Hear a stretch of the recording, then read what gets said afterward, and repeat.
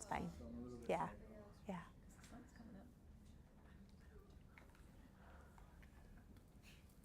Oh, okay. I see what's wrong. Do you see the door isn't closed all the way? So we've been getting calls we were out of town this week, and we kept on getting calls from the alarm company.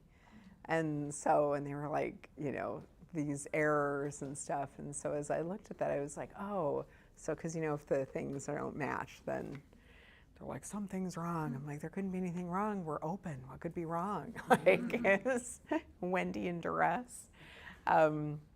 Okay, so we are still kind of working on this process of dialing into our intuition. I took a really interesting course this week and it talked a lot about what I had talked about last week, which is how when we go through really traumatic things, it tends to, as children, it tends to heighten our awareness and make us a little bit more, we'll use the word intuitive, but it is true, that's what's happening. Because we become very hypervigilant.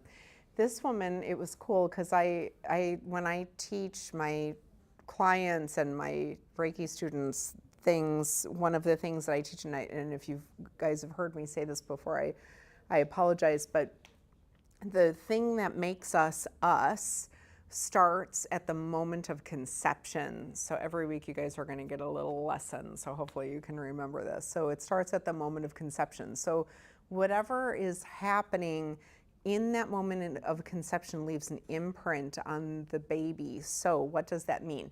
That means that if it's like a loving union and everything is great, then that's the imprint. If it is a rape, that's the imprint. If it is like obligation things, that's the imprint.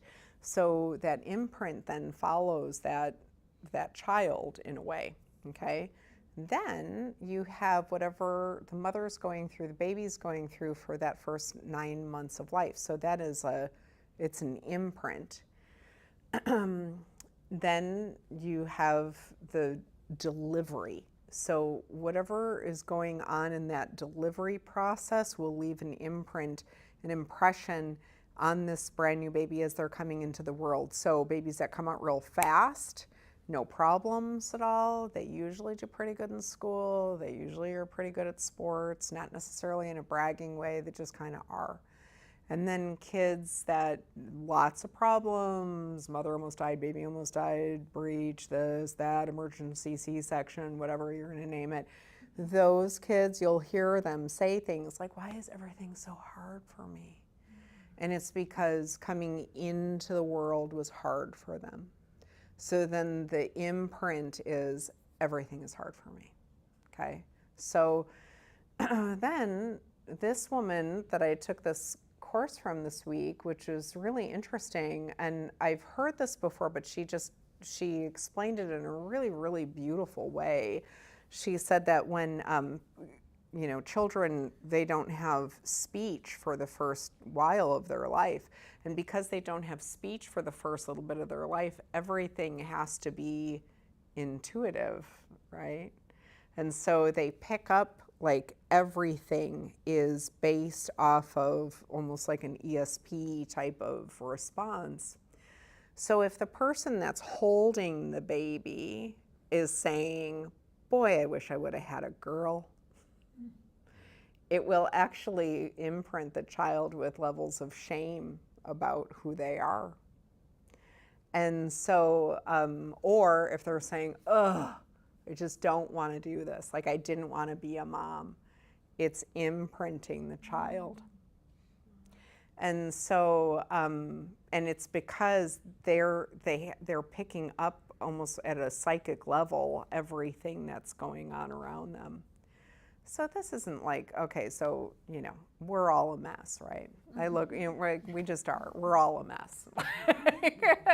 And then that's why we're human. We're in these bodies and they're fallible and we have weird perceptions on things. And, We ourselves are exposed to our own traumas and our own experiences. And of course, we're going to screw our kids up. So that's why you just say, you're welcome. And yeah, you can write it down in your therapy book. And no, I'm not paying for it for you. Nobody paid for it for me. No, I'm just kidding. If you want to, it's good on you. Good karma. So anyway, so there's all of these little things that are kind of getting weirdly programmed into us from very, very young. So we're not aware of any of those things. And then as we develop and we get older, they show up as superpowers. So that's the way I'm going to put it. It shows up as a superpower, okay? But this is also why, so I am really sensitive to other people's energy. So I have to be careful. And it seems like I'm trying to track this with my hormones, because my being in menopause, I feel like it has been the greatest gift I could ever hope for. I don't love it. And at the same time, I have learned so much about myself because my body is trying to talk to me so much. And so with my body talking to me the way that it does, I'm like, oh, that's cool. I'm getting a hot flash right now. What's going on? Like, where's my mind? Where's my thoughts? Like, where am I at mentally, And so I've really been able to kind of like play this game of learning about myself and my quirks and stuff like that. And so, and with that, I'm noticing that my sensitivity to energy is actually getting a little bit more intense.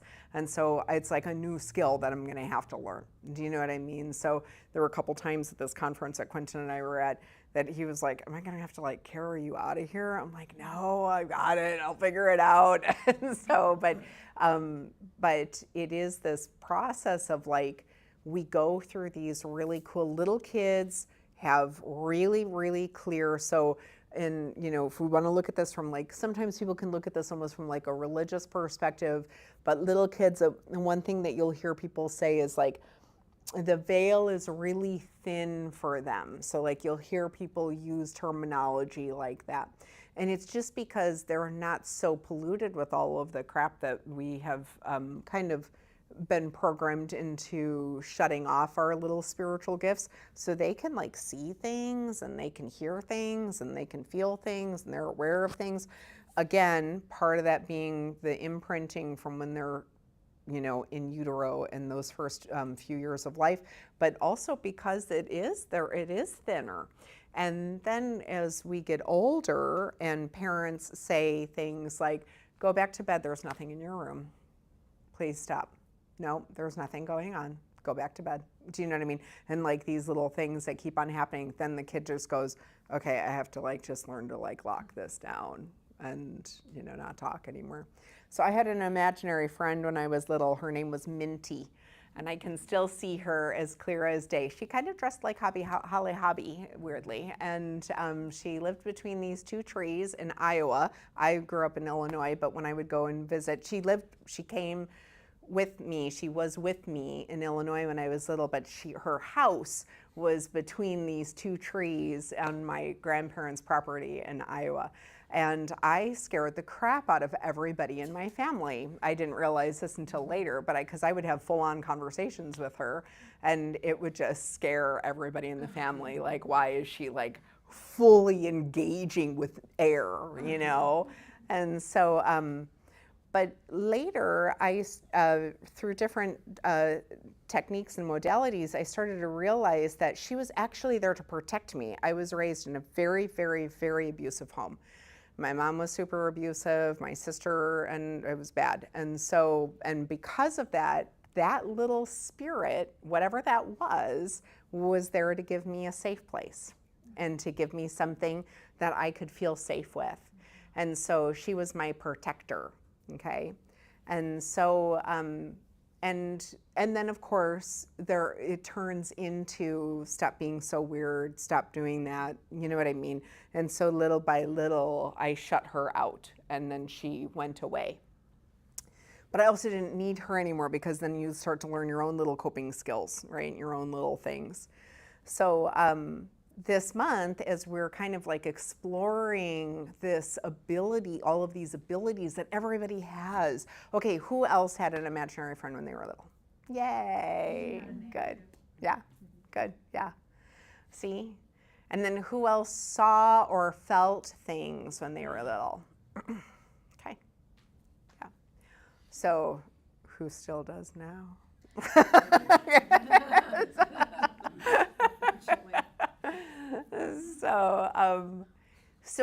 But everybody has the ability to do this and tap into these things. Again, that's why last week when we did that meditation, it was to just kind of like open up those channels and get that energy moving again.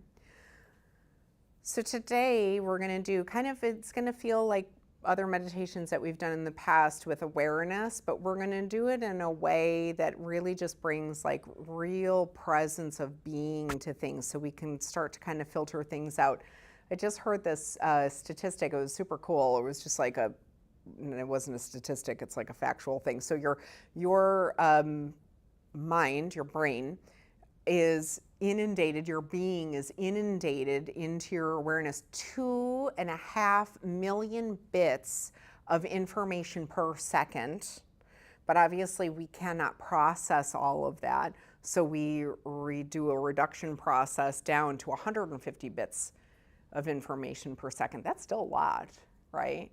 And so as we're kind of talking about like opening up our intuitiveness, we're not going to open up to all 202.5 million bits of information, but it'd be nice to be able to get it so that we're at least able to be a little bit more aware of what's going on around us. That's what will help with our intuition. Okay? All right. Is anybody new? Am I freaking you out yet? No. Sweet. I'm so glad, because that's the last thing we want to chase anybody away. She's like, she's talking about imaginary friends, and I don't know what's going on over there. My friend was like, so what did you learn? You're like, I really don't know. Okay, so everybody sit up nice and tall. Quentin, if you want to shut the back lights off and just turn the front ones down just a tiny bit. So get yourself seated into a nice comfortable position where the chin is tucked slightly, the crown of the head is lifted so that everything kind of filters down.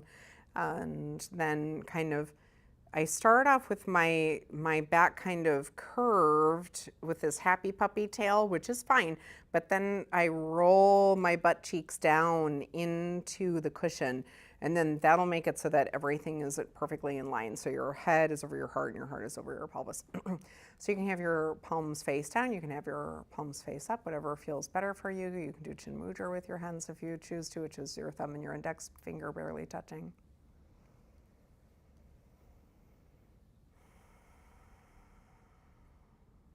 Okay, so let's all take a nice deep breath in. Inhale, inhale, inhale, inhale, inhale. And audibly let it out. So that's nice. Let's do that again. Inhale, inhale, inhale. And audible exhale out. So good. So in that moment, just know that you have agreed to plug in to the energy in the room. Okay?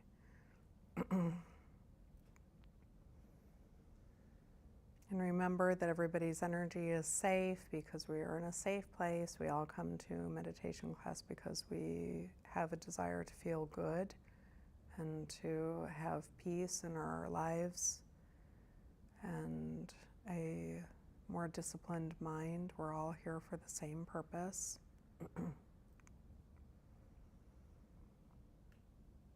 Making sure that your teeth are not touching, making sure that your jaw is nice and loose, and that the eyes are closed lightly, not slammed shut.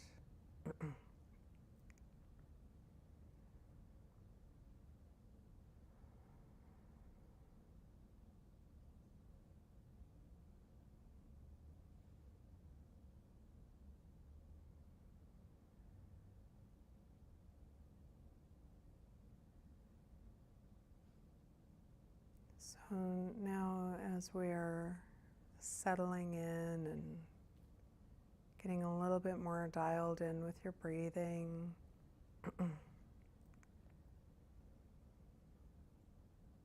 allow yourself to really be aware of the presence of your body just right here, right now.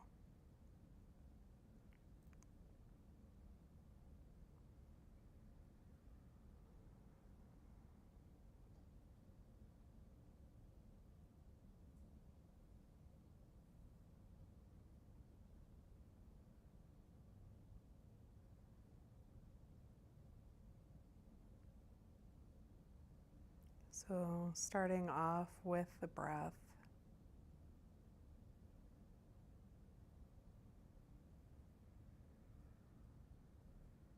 going back to what we talked about last month, just really feeling the inhales and the exhales, paying attention to all the juicy parts of the breath, the expansion of the chest and the lungs, the ribs.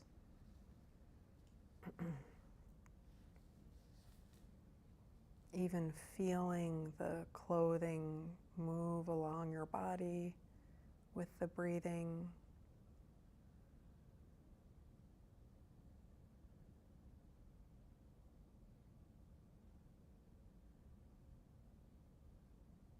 The feeling at your nose, the feeling at the back of your throat.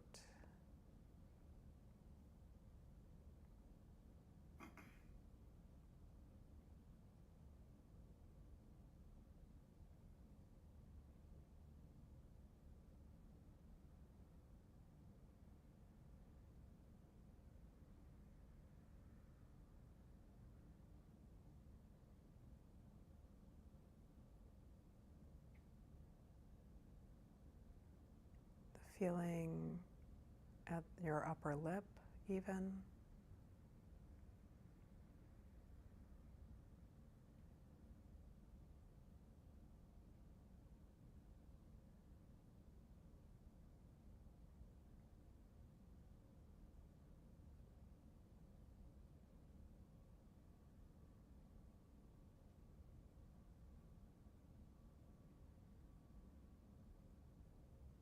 Now moving to our skin.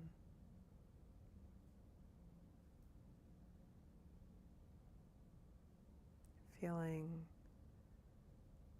maybe you're sitting close to an air conditioning vent and you can feel the AC blowing on you. And maybe even if you're not, you can still feel the air in the room circulating around your body.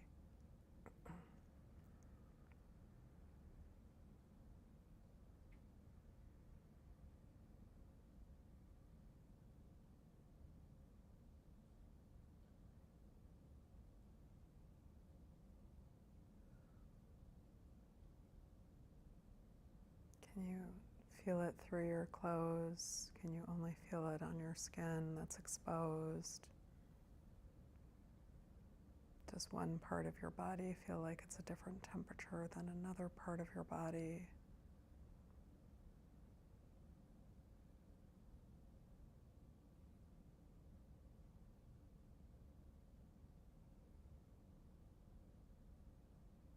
Do you notice the presence of the air conditioning moving more in one way versus another?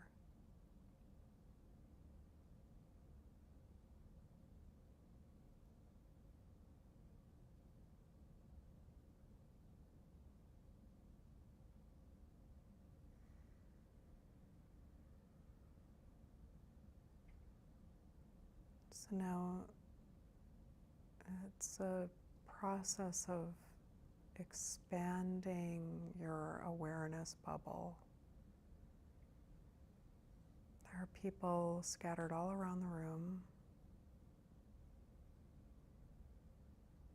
And just allow yourself to be aware of the people surrounding you.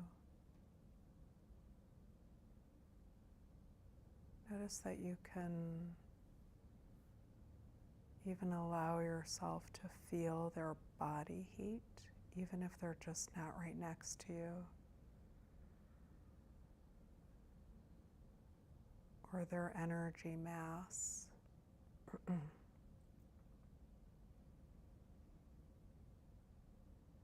So take a minute to go to the right side of your body and feel any energy signals along the right side of your body.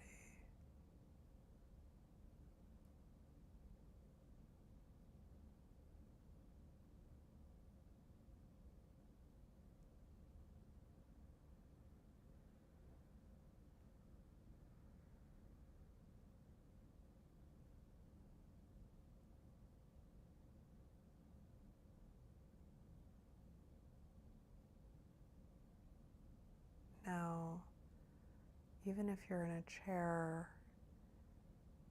or you don't have another human behind you, bring your focus now to the back body.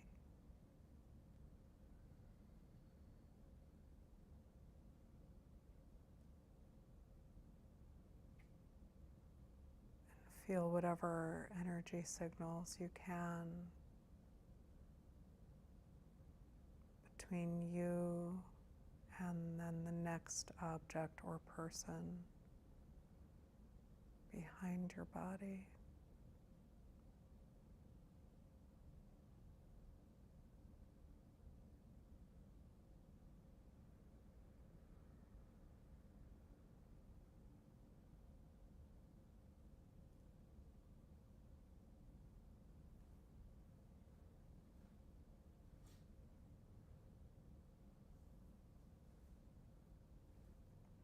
Now move to the left side of your body.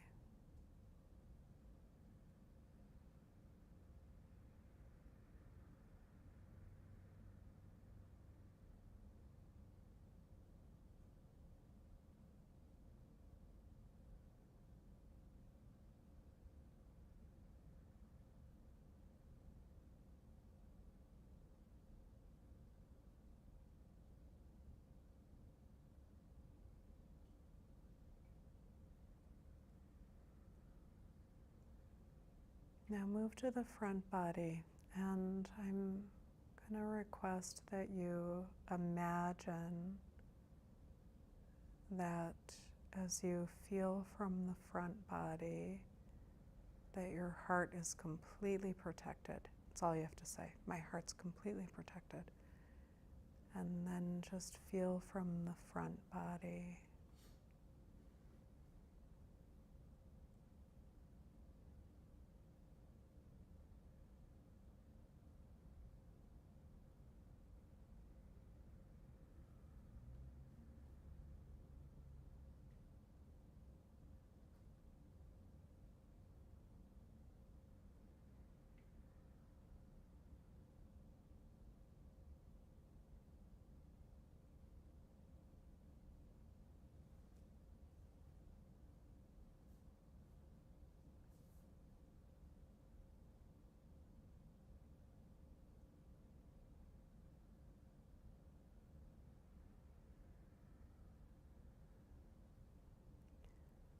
So now bringing your awareness to just like a fan almost, kind of spreading and radiating out from the crown of your head.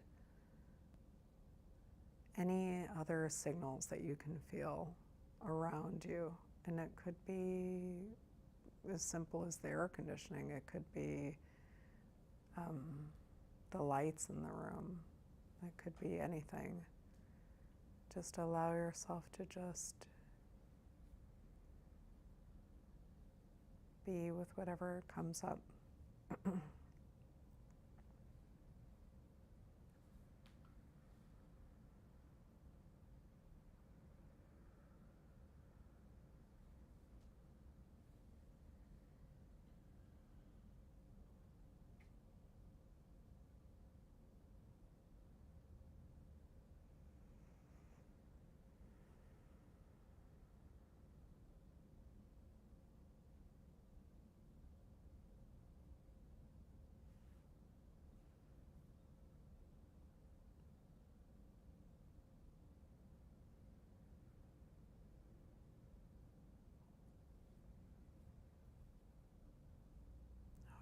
Now just bring all of your attention out, just zoom right back into your third eye. So bringing your imaginary gaze point back up to your third eye. And just holding space there for yourself for the next little bit.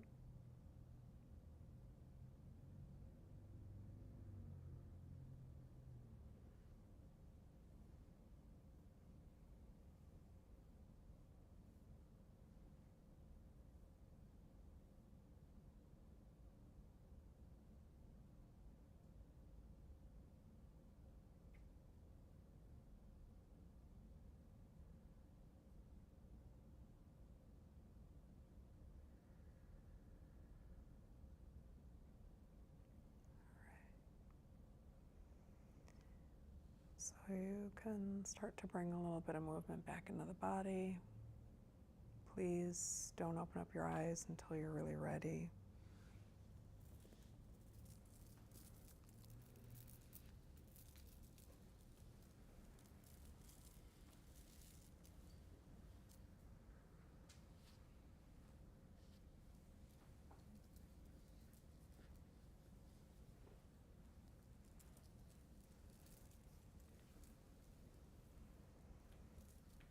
Okay, so that's a fun game to start to play with yourself, okay?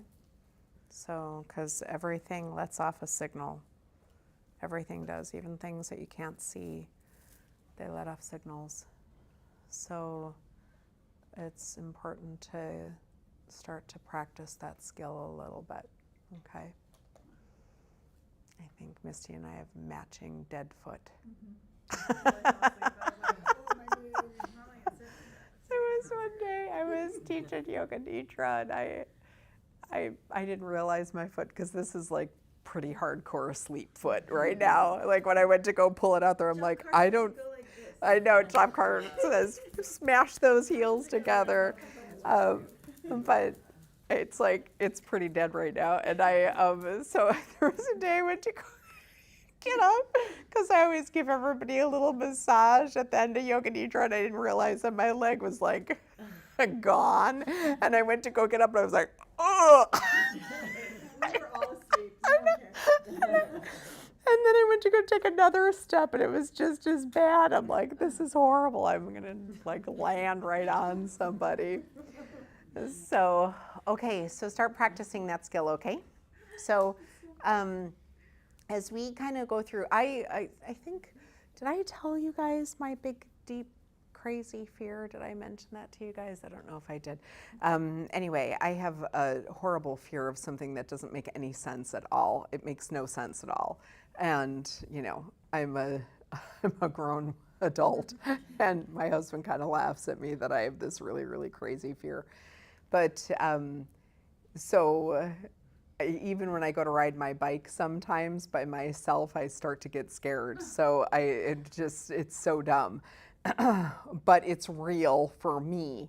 And so I have to be able to distinguish between my imaginary mind and then like the real things that are my husband is so funny. He's like, you would get into a van of a serial killer to avoid this imaginary thing that could never happen. And I'm like, I kind of would, because I would think I could reason with the serial killer. I can't reason with this bizarre fear that I have from my childhood. But we have to be able to distinguish between reality and imagination. And then at the same time, what I'm asking you to do is I'm asking you to use your imagination in a way to be able to tap into your subconscious mind, to be able to let these feelings and these insights start to come forward, okay? So it's a real kind of fine line, okay? But so. Are you going to tell us your fear? I was like, We're on pins and needles. So I'm horribly afraid of zombies. So when I was little, my mom had a really twisted way of trying to control her kids, and my sister had to watch The Exorcist, and I had to watch Night of the Living Dead, And so it was a way to kind of control us weirdly. And so I'm a grown adult and I'm still afraid of that. So my husband, when he watches like shows, I'm like, why are you watching that? And he's like, because it's a show. I'm like, I can't. And so I have to stick my fingers in my ears and I'm like, la la la la la. And he's like, what are you what are you doing? I'm like, I can't.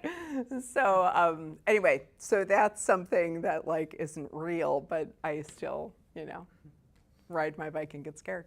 In my neighborhood that's still under construction, and I'm like, if it's really dark out, I'm like, I'm on my bike, I can go fast. I know. I'm like, I can ride fast. So now everybody knows my deep dark secret. They're all, whoa, we thought Melissa had it all together. Not so much. We just heard Anyway, so use what we talked about tonight in your meditation, okay? So start to kind of like allow yourself, like I could feel the plants, and as I was there, I could feel Paige, I could feel you guys, like it's almost like echolocation, right? With bats, you can like start to send your field out and feel that. I could feel the wall. There was kind of a right where Paul's at, but he's strong, he can handle it.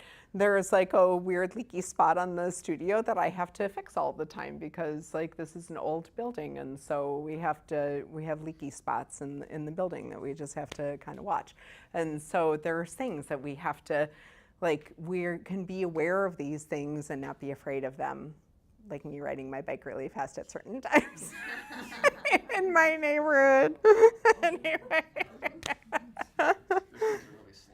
Yeah, they're slow. They are. They're really slow. And so I'm on my bicycle. I'm okay. They do. They do. So I told you it wasn't a normal fear. So. That's why Chris is always laughing. He's like, would you really? I'm like, yes, because I could reason with the serial killer. You can't reason with a zombie because you just can't. So. It doesn't make any sense. So. Okay, so really work on that this week. Give yourself the ability to sit in presence and maybe put some things, if you don't have another human or anything, meditate next to a plant. See if you can feel the plant, because these are living creatures. And, even weirdly, like your house is alive too. So I always think about this, drywall's made of selenite. Weirdly, it's made up of gypsum, which is selenite. And so that's why you've got copper pipes running through your house, you have copper pipes or copper tubes or wires, right? So all of these things are things that hold energy. That's why, I don't know if anybody remembers this, but when you were, like during the economic collapse, there were so many houses that were empty, and I remember we would walk through our neighborhood and I'd be like, oh, you can tell that house hasn't had anybody in it for a really long time. Like you can just feel that sometimes, but then you can feel when a house has, like, even if nobody's home, you're like, oh, there's still life in that house. People like actually live in that house, as opposed to a house that's been abandoned for a long time. And so everything holds like these energies in them. And it's weird because like all the things in the house is designed to actually hold energy. So you can feel it even if it's just a wall, but try to get something that you can kind of have a little bit of more of a relationship with as well. So when you're doing these meditations, okay? All right, everybody, I'll see y'all next week. Oh, do we have anything coming up? No. Yeah, it's quiet. This month is quiet, so it's hot. Think rain. I need you guys to think rain. So we don't beg for rain. It's just like I'm just envisioning those monsoon clouds at some point coming through, and they're just, I'm smelling it, I'm feeling it. You can smell the desert, the beautiful desert rain smell, just envision that, okay? So, because we really need to create rain, all right?